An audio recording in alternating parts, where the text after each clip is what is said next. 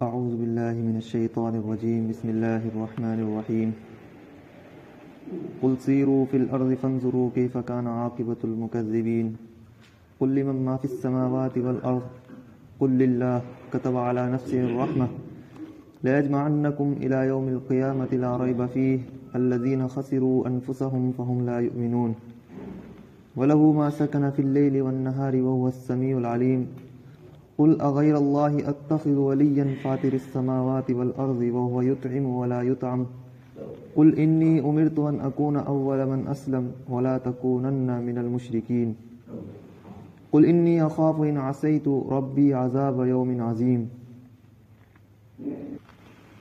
آپ فرما دیجئے کہ زمین میں چلو پھرو، پھر دیکھو جھٹلانے والوں کا عذاب کیسا تھا، جھٹلانے والوں کا عذاب۔ زمین میں انسان چلتا ہے، تجارت کے لیے جاتا ہے، دوسرے مشاہدات کے لیے جاتا ہے، کوئی سمندر تک گھومنے جاتا ہے، کوئی پہاڑوں میں گھومنے جاتا ہے۔ ایک نظریہ اس میں سے جو قرآن نے بیان کیا ہے وہ یہ ہے کہ اگر زمین میں انسان چلے پھرے تو پھر اس کے پیش نظر یہ بھی رہنا چاہیے کہ گزشتہ میں جھٹلانے والوں کے عذاب کیسے تھے۔ خاص طور سے مکہ والے ایک موسم میں سفر کرتے یمن کا، ایک موسم میں سفر کرتے شام کا، دونوں جانب ان کے ایسے عجائبات تھے، لیکن ان کے سفر ہوتے تھے تجارت کی وجہ سے، مال حاصل کرنے کی وجہ سے۔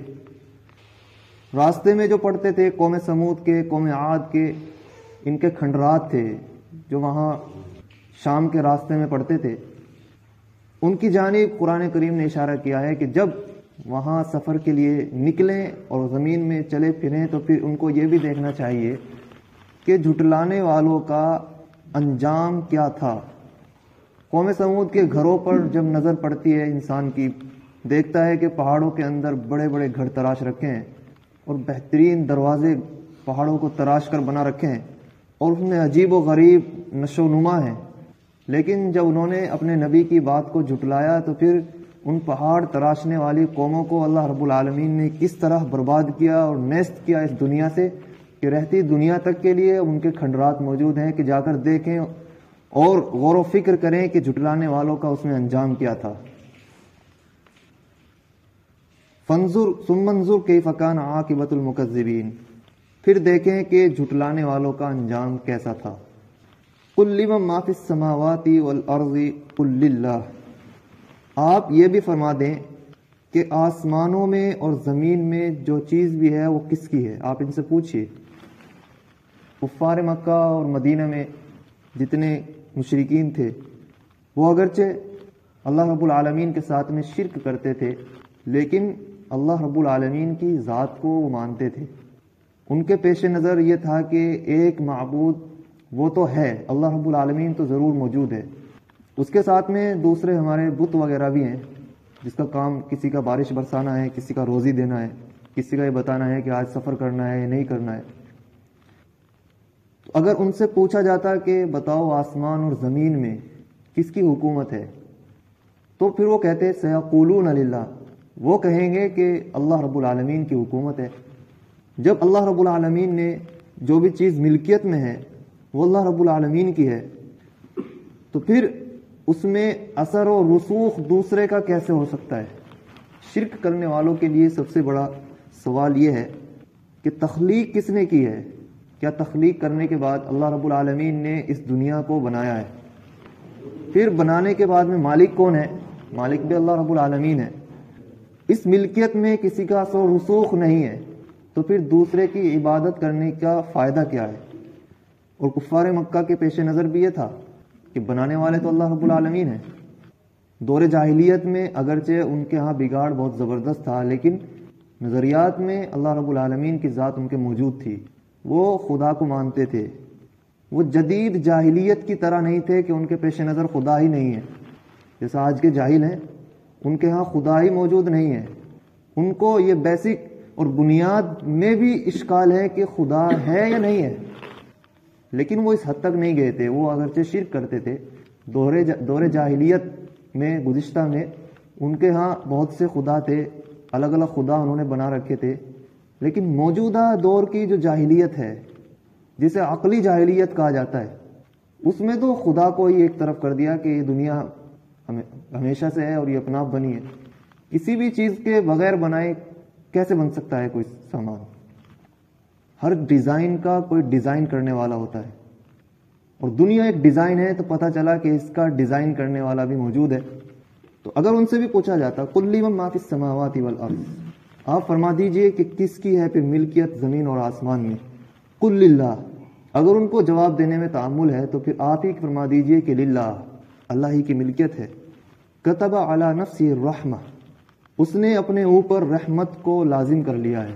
جب دنیا اللہ رب العالمین کی ملکیت ہے تو اس میں دونوں لوگ بستے ہیں، معصیت کرنے والے بھی اور ثواب کرنے والے بھی، اچھا کام کرنے والے بھی بستے ہیں اور برا کام کرنے والے بھی بستے ہیں. لیکن ملکیت اللہ رب العالمین کی ہے، اور اس ملکیت میں برت دونوں لوگ رہے ہیں. تو یہ کیسے ہو سکتا ہے کہ اللہ رب العالمین حکم دے اطاعت کا اپنی ملکیت میں اور دوسرے معصیت کرنے والے بھی اس کو برتیں؟ تو اس کا جواب یہ ہے کہ اللہ رب العالمین نے اپنے اوپر رحمت کو لازم کر لیا ہے. بہرحال لَيَجْمَعَنَّكُمْ إِلَى يَوْمِ الْقِيَامَةِ لَا رَيْبَ فِيهِ، پھر وہ تم کو جمع کرے گا قیامت کے روز. قیامت کا ایسا دن ہے کہ لا ریب فیہ، جس میں کوئی شک نہیں ہے، ہمیشہ وہ آ کر رہے گا. الذین خسروا انفسهم فهم لا یؤمنون، پھر جن لوگوں نے اپنے آپ کو تباہ کر لیا، جو اپنے آپ کو برباد کر چکے ہیں، فهم لا یؤمنون، تو پھر وہ ایمان نہیں لائیں گے. اے نبی آپ ان کو کتنا ہی سمجھا لیں. ختم اللہ علی قلوبہم وعلی سمعہم، کہ ایسے لوگوں کے دلوں پر بھی اور کانوں پر بھی اور آنکھوں پر بھی اللہ نے مہر لگا دی ہے. اب ان کو کتنا بھی سمجھا لیں، خسروا انفسہم، انہوں نے اپنے آپ کو برباد کر چکے ہیں، فہم لا یؤمنون، تو پھر وہ ایمان نہیں لائیں گے.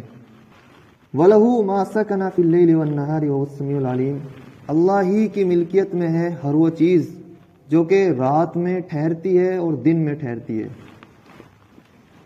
رات اور دن میں، یعنی ایک طرف تو اللہ رب العالمین فرما رہے ہیں، پچھلی آیت میں فرما رہے ہیں کہ آسمان اور زمین میں، یعنی مکان کے اعتبار سے جتنی چیزیں ہیں وہ سب اللہ رب العالمین کی ملکیت میں ہے. زمانے کے اعتبار سے جو چیزیں ہیں وہ بھی اللہ رب العالمین کی ملکیت میں ہے. وَلَهُ مَا سَكَنَ فِي اللَّيْلِ وَالنَّهَارِ وَهُوَ السَّمِيعُ الْعَلِيمُ، اور وہ سننے والا ہے اور علم رکھنے والا ہے. قُلْ أَغَيْرَ اللَّهِ أَتَّخِذُ وَلِيًّا فَاطِرِ السَّمَاوَاتِ وَالْأَرْضِ، آپ فرما دیجئے کہ پھر اللہ کے علاوہ میں کس کو اپنا ولی بناؤں، اپنا معبود کس کو بناؤں، اپنا مددگار کس کو بناؤں، اپنا دوست کس کو بناؤں اللہ کے علاوہ؟ آپ بتائیے وہ کون سی منطق ہے کہ میں اس معبود برحق کو چھوڑ کر، کہ اسی کی ملکیت میں ہے آسمان اور زمین کی چیز، اسی کی ملکیت میں ہے دن اور رات میں جگہ پکڑنے والی چیز، کون سی منطق کے سبب میں اس کو چھوڑ کر دوسری چیز کو اپنا معبود بناؤں اور اس کو دوست بناؤں اور اس کو معاون ٹھہراؤں؟ قل اغیر اللہ اتخذ ولیا فاطر السماوات والارض، جو کہ آسمان اور زمین کو پیدا کرنے والا ہے، اور وہ یطعم ولا یطعم، وہی کھلانے پلانے والا ہے، اس کو کھلایا پلایا نہیں جاتا. جبکہ دوسرے بتوں کا حال یہ ہے کہ ان کے سامنے کوئی بتاشے رکھ کے جاتا ہے، کوئی گلدانے رکھ کے جاتا ہے، لیکن اللہ رب العالمین تو دوسروں کو کھلاتے ہیں، ان کو کھلانے والا کوئی نہیں ہے. پتہ چلا کہ اللہ رب العالمین قدرت والے ہیں، وہ عاجز نہیں ہے. تو پھر ایسے معبود کو چھوڑ کر کس کو ولی بنایا جائے، کس کو دوست بنایا جائے؟ قل انی امرت ان اکون اول من اسلم ولا تکونن من المشرکین، پھر آپ یہ بھی فرما دیجئے کہ مجھے حکم دیا گیا ہے کہ میں تو پہلم پہل اسلام لانے والوں میں سے ہو جاؤں، میں تو پہلم پہل اسلام لے آؤں، اور تم بھی مشرکین میں سے نہ ہو.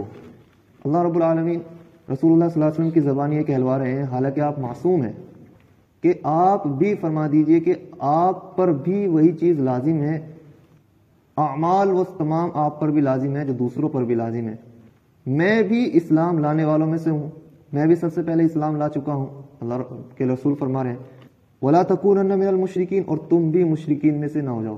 یعنی میں جب نبی ہوں اور میری حالت یہ ہے کہ اگر میں بھی ایمان نہ لاؤں تو اللہ رب العالمین کے ہاں میری بخشش نہیں ہے، تو پھر تم کو بھی شرک کرنے والوں میں سے نہیں ہونا چاہیے.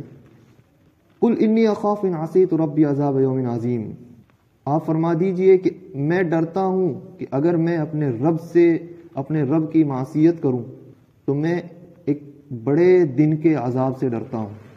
رسول اللہ صلی اللہ علیہ وسلم فرما رہے ہیں کہ اگر میں بھی معصیت کروں، اپنے رب کی مخالفت کروں، میرے رب نے حکم دیا ہے توحید باری کا، میرے رب نے حکم دیا ہے امر بالمعروف بالتوحید، امر بالتوحید والنہی بالشرک، توحید کا حکم کرنا ہے اور شرک سے روکنا ہے۔ میرے رب نے مجھے یہ حکم دیا ہے، آپ کی پالیسی کچھ بھی ہو، میری طرف سے دو ٹوک جواب یہ ہے کہ میں اگر اپنے رب کی معصیت کروں گا، میں اپنے رب کی مخالفت کروں گا، تو پھر میں ڈرتا ہوں اللہ رب العالمین کے اس دن کے عذاب سے جو بہت زبردست ہوگا۔ کفار مکہ کو دو ٹوک جواب دے چکے تھے، کیونکہ وہ آپ کے سامنے یہ پالیسیاں لا رہے تھے کہ اے نبی آپ چھوڑ دیجئے اس دعوت کو، اے نبی آپ جو ہے، اگر نبی تو نہیں کہتے تھے کیونکہ وہ نبی ان کے ہاں تسلیم نہیں تھا، وہ کہتے تھے یا محمد آپ اگر اس دعوت کو چھوڑ دیں تو ہم آپ جو چاہیں وہ ہم کرنے کے لیے تیار ہیں، آپ اگر شادی کرنا چاہتے ہیں کسی بہترین خاندان میں تو ہم اس کے لیے تیار ہیں، آپ حکومت کرنا چاہتے ہیں تو ہم اس کے لیے تیار ہیں، آپ مال و دولت جمع کرنا چاہتے ہیں تو ہم اس کے لیے تیار ہیں۔ لیکن اللہ رب العالمین نے اپنے نبی کی زبانی دو ٹوک انداز میں یہ جواب دلوا دیا کہ میں اگر اپنے رب کی معصیت کرتا ہوں تو اس میں میری بخشش نہیں ہے، میں ڈرتا ہوں پھر ایک زبردست دن کے عذاب سے۔ من یصرف عنہ یومئذ فقد رحمہ وذلک الفوز العظیم۔